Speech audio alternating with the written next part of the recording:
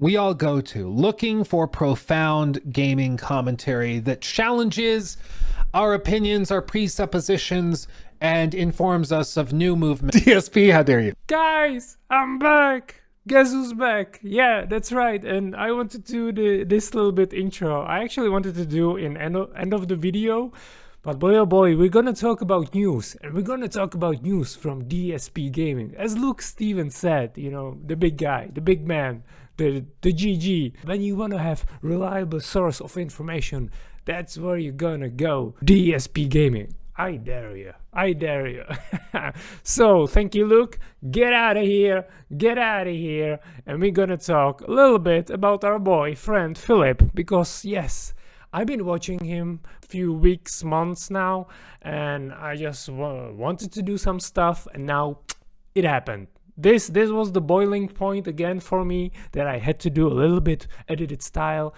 You can see I got new text here. Look. Okay, moving on. Let's hear Mr. Philip, what he got to say. Yeah. EA has actually been bought out. Okay?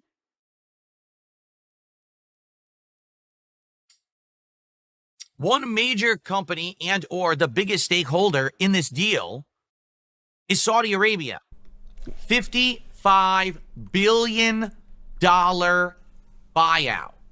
Wow. Yes, EA will no longer be a public company that is held by stockholders and traded on the stock market. It will now be privately owned. It's a couple investment firms involved, and notably the biggest one with the biggest stake is a Saudi Arabian investment firm. Now, if you've been following news recently, you may have heard some other things that Saudi Arabia has been involved in, okay? Okay, what? Notably, the WWE just made a huge announcement that a future WrestleMania will take place in Saudi Arabia. That's unprecedented. Yes, WWE has had other events before in Saudi Arabia. For example, they had the Greatest Royal Rumble and things like that, but never have they actually had one of their giant flagship pay-per-view events there. Now, when they've done these events in Saudi Arabia before, they had to completely change everything. The women... Okay, so I'm gonna just fast forward a little bit because here we go. If you're not aware, Saudi Arabia is likely the highest concentration of wealth on the planet. Now, it can't be proven, and the reason it can't be proven is because Saudi Arabia doesn't actually want anyone to know how much money they have. Did you ever go to those, like, Forbes? Even a lot of people right now who are content creators. You just think it's those guys who have all the oil. Yeah, right? It's those guys. So what they want to do is now they want to be known as pop culture icons and gurus. Their image talks about it. Everyone's, we just let you know. So when you hear about this stuff, you're like, what the hell? So the reason Saudi Arabia is doing this is because they are trying to rejuvenate their image on the world stage. Right now, you don't hear about Saudi Arabia much at all. And if you do, you just think it's those guys who have all the oil, right? So yeah, so Philip is actually saying that they need a better press, better image. Like, no, Philip, go out, speak to your friends, because you have none, and they would tell you, oh, Philip, actually, Saudi Arabia knows they cannot sell you oil infinitely, and then the other commodity that they have is sand, but there's not big market in sand, so they want to build a big economy. And yes, he just heard about it because of the EA buyout. He just heard about it, so he excellently probably heard about the WWC. But this guy is a 17-year content creator, if you have not heard, and he's playing games.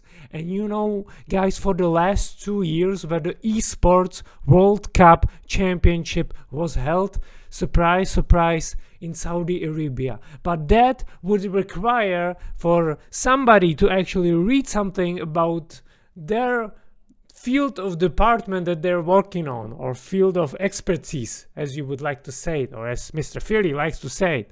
So his field of expertise is nothing, because he doesn't know even about gaming. And then he's actually surprised why nobody wants to do a podcast with him and ask him about the start of the Street Fighter area, what it was like like, Philip, they want to do it. They just don't want to do it with you. They're gonna go, who is a content creator, or who is that guy that, was in those what's called with those machines? I'm not entirely sure the word now, but what I'm talking about. Phil has spent his youth there. His dad drive him there, give him money. Go play some games, Philip. Which is fine. I had same, but I just was playing inside the house. But the point is, Philip, they want to do an interview how it was in those days, but with somebody less toxic, more with good reviews. So maybe actually what you could take from Saudi Arabia is, you should invest in some businesses, in some videos, in some content creators, partnerships, to get a better image, because you're still saying how you improved, you're still saying what you did new, and nothing is true. You only change RGB lights in the back, you change your microphone, which is worse. You're doing same content, but you're labeling it as new content that you guys want. Oh my god, how did we get this? How did we get here? Okay, so let's fast forward to Philip, because I think that he has one strong, smart opinion. But the answer is money. These companies are all receiving absolutely insane amounts of money, over the value of what you would even receive. $55 billion to purchase Electronic Arts. That's $5 billion more than the estimate that they gave of what the company should be valued at. They paid them a premium to purchase the company. Okay? Okay, so I'm gonna step here with the DSP clip here now, because I think we got the cherry on the top, because he thinks that people are weak when they are sellouts, because Philip is not a sellout, but the honest truth is he would be a sellout, but he cannot be a sellout, so he has to back. So he is a sellout, but he is a sellout and shilling to his disabled people who he actually, what's the term, he scams? Yeah, he scams them. So that's better than being a sellout. Now, I don't know why he also view this as a bad thing. Again, like, if you have a company and you have employees and somebody's gonna take you, it's not easy to run a company, Philip, and you actually know that. That it's not easy. So what's bad about it when somebody wants to buy out? Like Saudi Arabia is not that bad. They have their own rules which you have to respect, and that's respectable. Like, I think that's what every country should do. Like, small countries probably have to look to other upper countries. I'm honestly proud from being Czechia. You can see me here. I'm proud to be a Czechian, because we're one of the few nations that has been occupied, I think, mostly in our own whole generation. We even started the whole 30-year war here in Europe, like 500 years ago. They told us, oh, never mind, Czechia. Okay, so Philip, he's gonna tell you this, his big opinion, how it's bad to receive money, but the biggest point is, like, Saudi Arabia knows that they have to have a functioning economic, and if you want to have a functioning economic, you have to either build it yourself, but they don't know nothing. And then that's kind of true. They're just selling oil. That's it. Or maybe somebody can fact check me. What is their actually, like, biggest achievement? Like in medicine or something like that.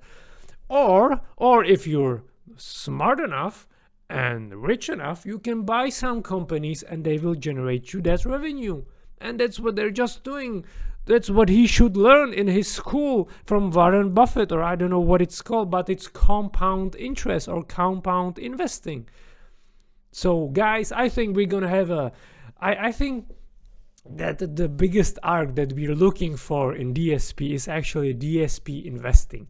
Because if he would start investing, which would be so awesome to explain how the market works and what does this happen. And then he's gonna try to open the market, you know, close some deal on the Saturday. Then he finds out that it's closed on Saturday. I mean, it's gonna be glorious, guys. I think it's underrated future arc. But the problem is, as always, he's gonna be late to that arc because he's gonna start investing when he's gonna be like 55 years old. So yeah, that's everything I got for today. It's just a small rant. I'm gonna fastly edit this video, and if you want to stick around, I got some big things working for DSP. Yeah, I got some big things. So thank you for watching. I'm possibly working on some game inspired by this guy.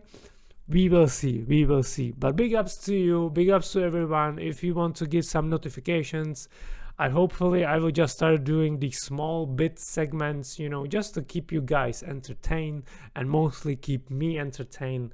So cheers, chin up, and have a good time. Bye. But anyway, yeah, most people who've seen that video, that's Dark Side Phil to them. That's all they know. They don't know anything about that. I'm a live streamer, and I do other kinds of content, and that over the last 5 years I've changed. I'm I'm a different person now. I really stopped doing most of the crap that people gave me crap for in that video.